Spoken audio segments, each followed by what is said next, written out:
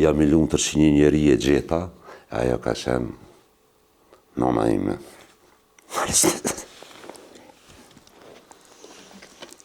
Dhe më thonë,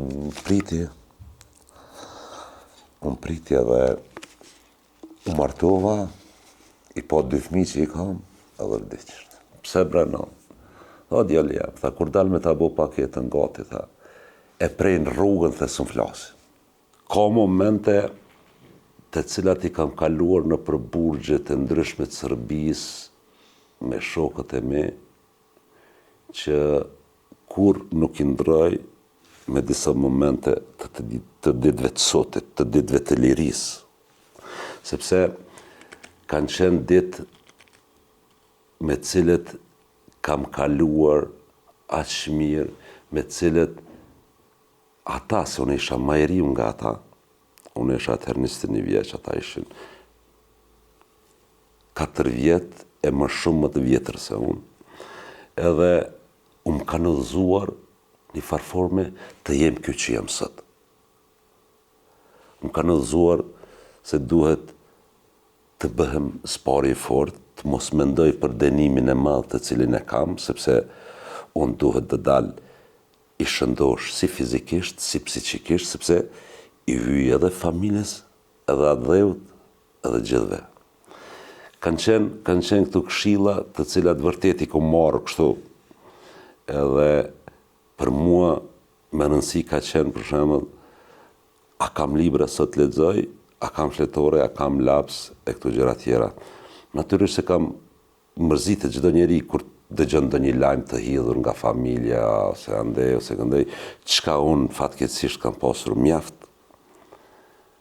Sepse gjatë vujtjes dënimit më vdiq vllau, më njerë mas 8 muajve një vllau, më I madh, I cili ka qenë vetëm 31 vjeç.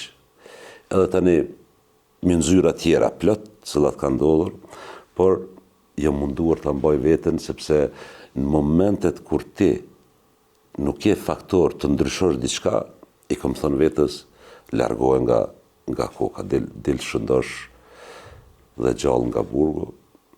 Ajo çka më gëzon më së shumti është se vërtet dola dhe jam I lumtur që një njeri e gjeta, ajo ka qenë nona ime.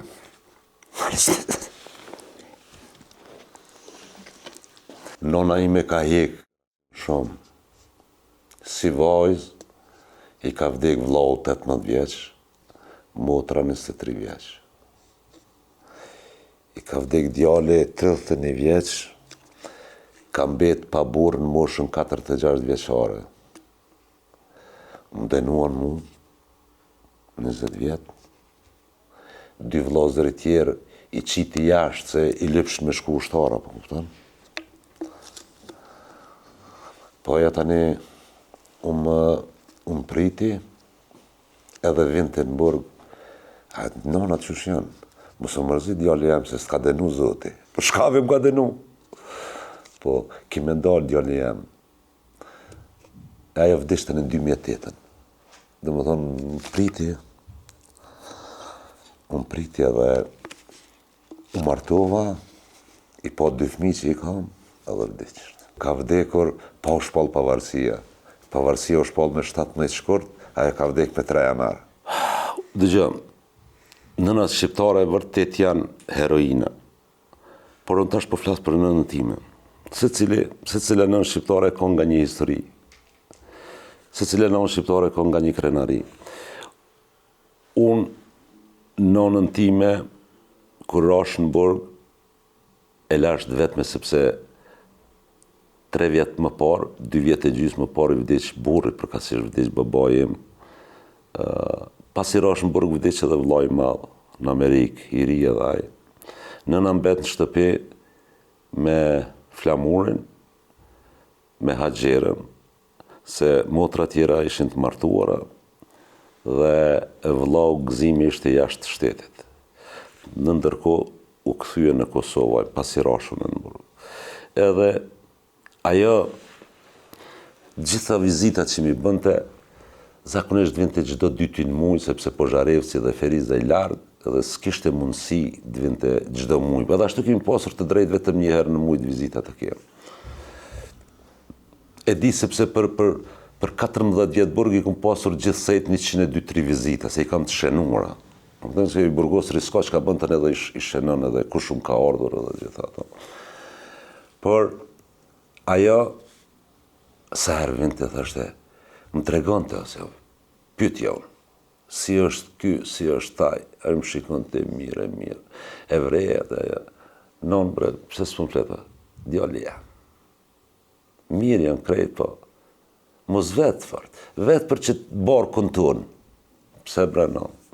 Tha djali ja, tha, kur dal me ta bo paketën gati, tha, e prejnë rrugën, the s'un flasi. Dhe ka qenë një periudhë dhe keqe, ta është fatkeqësisht ka pasur edhe familjar më të lartë, ose fëqinj, ose dikush tjetër, janë larguar, se për na shet dikush tjetër duke i folur, ose por ka pasur edhe të tillë të cilët, kur kanë marrë vesh që po shkon me vizitu Rizën, i kanë dërguar, jo ushqim, jo diçka që kanë është nevojitur neve por fatkeqësisht ka pasur edhe të tillë që janë larguar, e fatlumësisht ata janë në numër të vogël, por po dua t'i përmend edhe ata, dhe pse janë në numër të vogël.